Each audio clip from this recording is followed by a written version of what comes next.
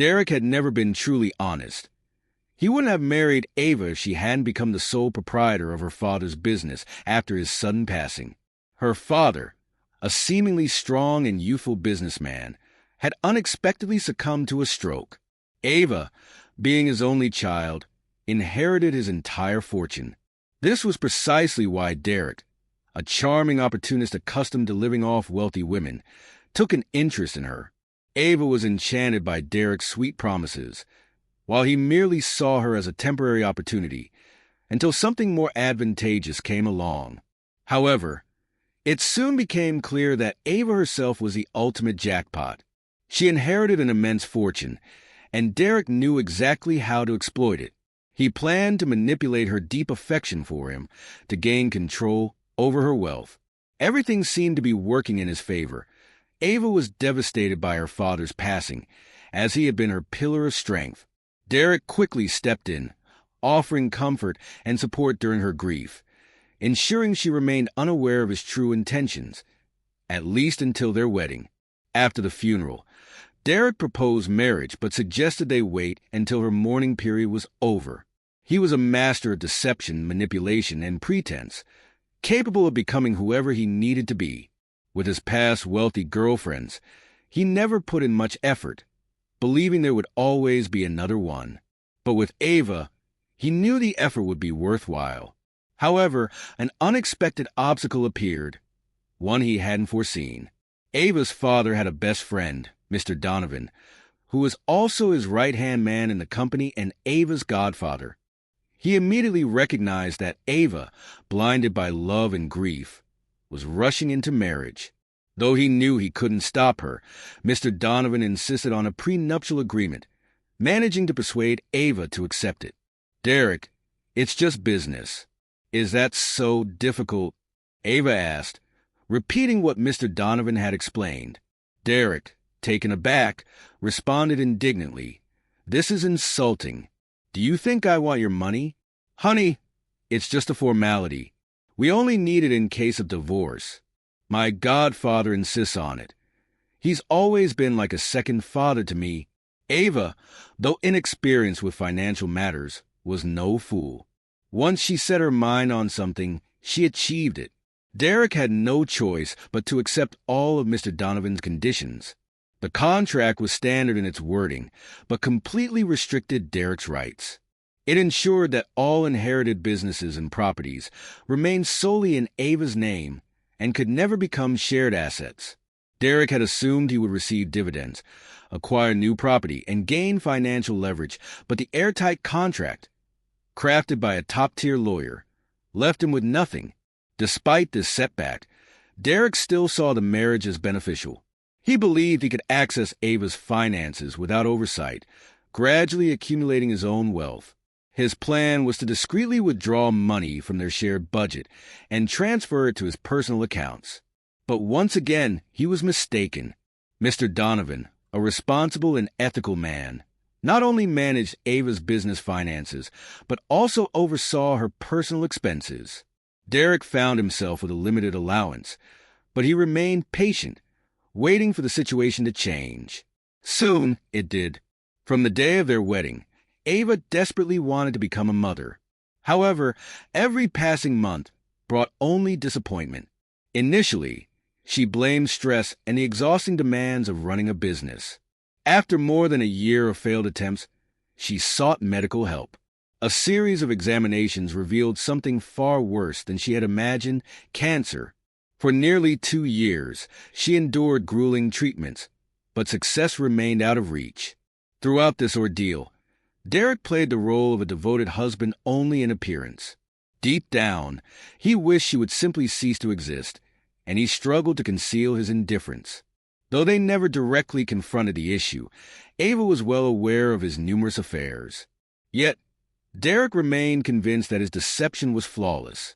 He believed he was skillfully maintaining the facade of a supportive husband to a dying wife. However, his actions did not go unnoticed.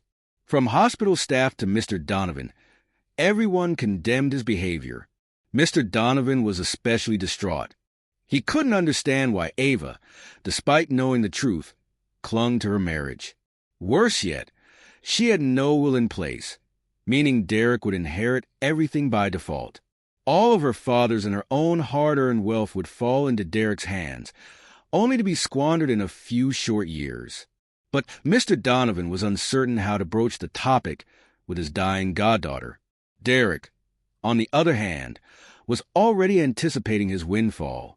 He eagerly awaited the moment he would be free of his sickly wife and inherit her fortune. However, he underestimated Ava. To his shock, she had meticulously planned her revenge. On her deathbed, she remained calm and resolute, arranging every detail of her funeral and final affairs. The day after her burial, a notary summoned the individuals named in her will. Derek was stunned. He had been certain Ava never prepared a will, assuming he would automatically inherit everything. Confident but cautious, he attended the meeting, bringing along his new mistress, Sophia, a striking beauty. Upon arriving at the notary's office, he noticed Mr. Donovan and Ava's close friend, Liam Granger. But what truly unsettled him was the sight of Liam pushing a baby stroller. Derek had never heard of Liam having a child. Though Derek wasn't particularly bright, he wasn't completely clueless either. He immediately sensed something was amiss. For 15 long minutes, silence filled the room. The notary took his time, formally introducing the reading of the will. Derek could already tell by the smirk on Mr. Donovan's face that he was the only one in the dark about what was coming. Finally, the notary spoke. "To my lawful husband, Derek, I deny the inheritance." Derek's face turned pale. The notary looked at him directly. "Do you understand what this means?" Humiliated, Derek had no choice but to nod. Sophia, sensing the blow, tried to pull him away to leave in protest, but Derek held her in place. He wanted to hear the rest. The notary continued, "I bequeath all my personal assets to my only son, Jared Granger. Until he reaches adulthood, I appoint his father, Liam Granger, and Mr. Donovan as his guardians and administrators of his estate." Derek's world shattered. "What, a son?" With Liam, he blurted out in shock. "Yes," Mr. Donovan calmly confirmed. "Jared is Ava's biological child." Derek had been outplayed. Ava had ensured that, in the end, he got exactly what he deserved, nothing. She hadn't been expecting a child in the past 2 years. That was inconceivable. Derek clung to any shred of doubt, though deep down he knew that in this era, pregnancy wasn't a prerequisite for having a baby. The godfather sneered, clearly relishing Derek's stunned disbelief and bitter disappointment. "Medical advancements these days are truly astonishing," he remarked. Watching the exchange, Liam was transported back to the horror he had felt 2 years prior when he discovered that his best friend was gravely ill, with little hope of recovery. It had shaken him to his core how composed she remained while speaking about her dwindling time and the steps she needed to take. That was when she had confided in him about her unwavering desire to become a mother, no matter what. "I had my eggs preserved before starting treatment. I was warned that I likely wouldn't be able to raise my own child, but I was resolute, Liam. I grew up without a mother, and while it was difficult, I always felt her love and protection." "Does Derek consent to raising the child alone?" Liam inquired cautiously. "Who would entrust him with such a responsibility?" she scoffed.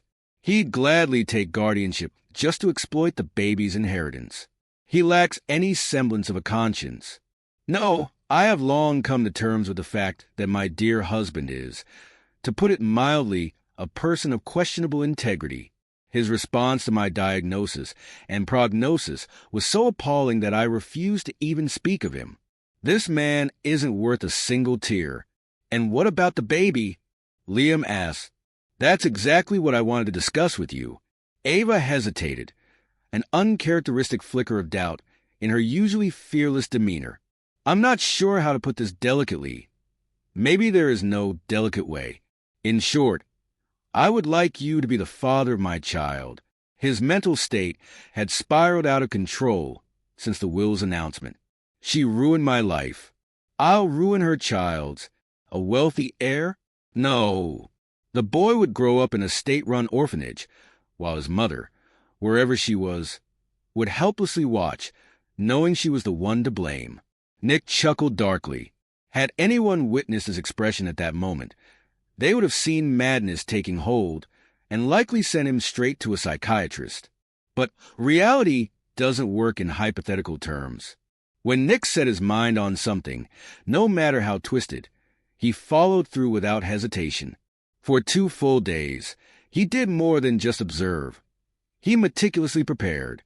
He scouted the entire area, searching for the perfect vantage point. He needed a hidden spot with a clear view of the neighborhood, especially the Turgis household. For over a week, Nick rose at dawn and watched the settlement until nightfall, tracking every movement with precision. He recorded everything in a small notebook. His observations revealed that Robert was mostly cared for by Kurt, his grandmother, and a nanny. Kurt and his mother were off limits. He knew they would recognize him immediately. Getting caught was not an option. The nanny, however, was the weakest link. She followed a predictable routine, always walking the same path with Robert. Nick's luck came one Wednesday when she strayed beyond the settlement's secure perimeter, taking a secluded forest path to meet another nanny from a nearby neighborhood. They laughed as they chatted, while the babies napped in their strollers. Nick knew what had to be done. To avoid suspicion, he stopped his daily stakeouts and only returned on Wednesdays, timing it to coincide with the nanny's afternoon walk. For 4 consecutive weeks, he observed her, making sure her schedule didn't change. On the 4th Wednesday, he made his decision. The next week, he would take the child. He bought a high-powered stun gun with cash to avoid leaving a trace. He stole license plates and attached them to an old, untraceable car. He meticulously planned the escape route, ensuring he could disappear without a trace. Every detail was accounted for. Even his appearance was altered to avoid being recognized. Nick became consumed by his obsession. The time had come to act. He slept fitfully, his mind swirling with these plans, even visualizing the events in vivid detail during his dreams. As the designated day drew nearer, his anxiety ate away at him. He shed nearly 7 kilograms, becoming a mere shadow of his former self. A single glance at him was enough to recognize the man on the brink, his face worn with the signs of neurosis and obsession. On Wednesday, he parked in the predetermined spot and waited.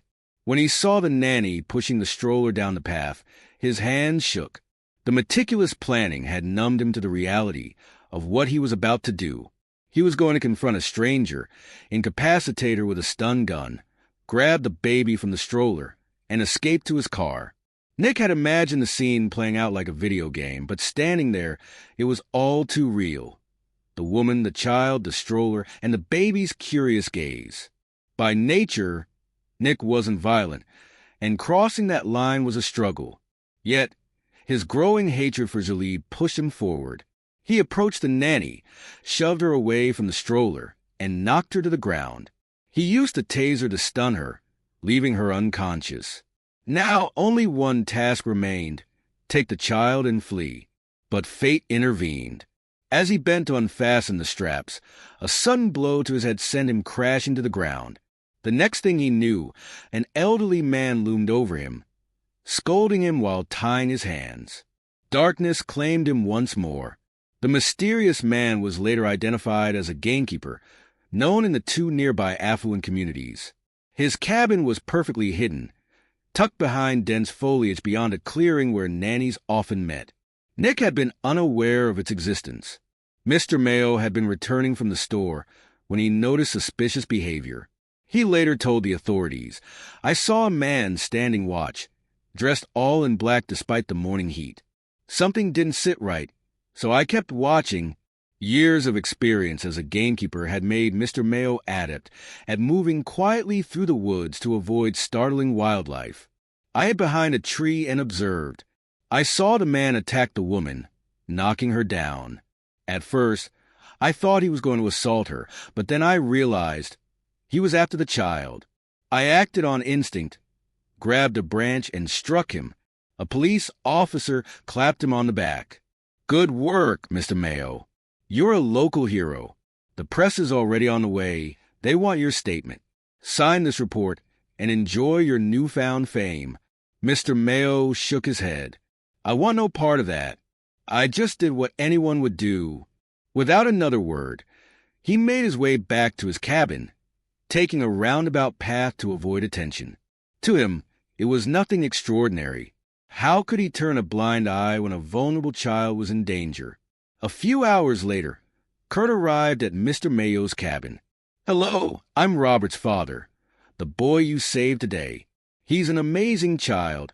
He calmed down as soon as I held him. Such a brave boy. Thank you. We're beyond grateful." Kurt's voice quivered with emotion.